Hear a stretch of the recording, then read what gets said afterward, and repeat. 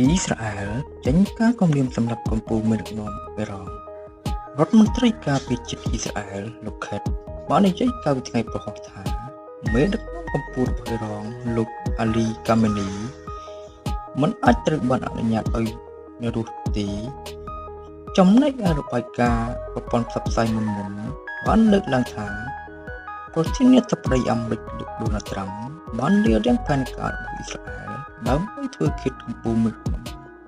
កម្ពុជារបស់អ៊ីរ៉ង់យោងតាមសារព័ត៌មាន RT ចេញផ្សាយនៅថ្ងៃទី19ខែមិថុនាឆ្នាំ2025បានដឹងថាអ៊ីស្រាអែលបានបើកការវិភាគតាមអាកាសកាលពីថ្ងៃសុក្រសប្តាហ៍មុនសម្ដៅទៅលើទីតាំងនុយក្លេអ៊ែររបស់អ៊ីរ៉ង់និងបានធ្វើការសម្រាប់មន្ត្រីយោធាជាន់ខ្ពស់ជាគោលដៅការប្រហារនេះបានជំរុញឲ្យមានការឆ្លើយតបរបស់អ៊ីរ៉ង់ហើយប្រទេសទាំងពីរ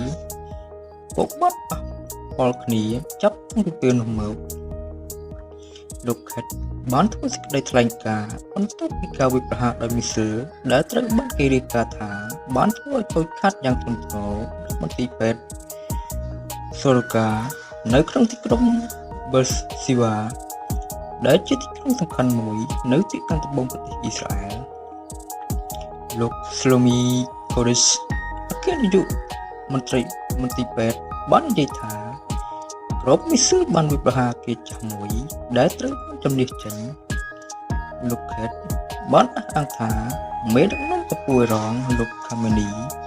កំពុងបញ្ជាឲ្យមានការវាយប្រហារលើមន្ទីរពេទ្យដោយផ្ទាល់ដែលលោកបានអះអាងថាជាការត្រឹមត្រូវដែលអំពាវនាវឲ្យការសម្លាប់មេដឹកនាំអ៊ីរ៉ង់គាត់ក៏បានចោទលោកខាមេនីថាកំពុងស្វែងរកការបំផ្លិចបំផ្លាញរបស់អ៊ីស្រាអែលផងដែរ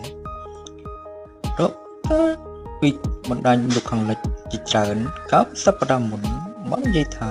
អ៊ីស្រាអែលបានពិគ្រោះជាមួយសហរដ្ឋអាមេរិកអំពីផែនការធ្វើឃាតលោកកាមេនីមុនពេលមានការកើនឡើងភាពតានតឹងចុងក្រោយនេះ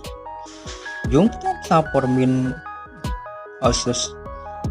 គឺលោកត្រាំបានច្រានចោលគំនិតនេះហើយមន្ត្រីអាមេរិកបានប្រាប់អ៊ីស្រាអែលថាប្រជាជនអ៊ីរ៉ង់មិនបានសម្លាប់ជនជាតិអាមេរិកម្នាក់ទេហើយពិសា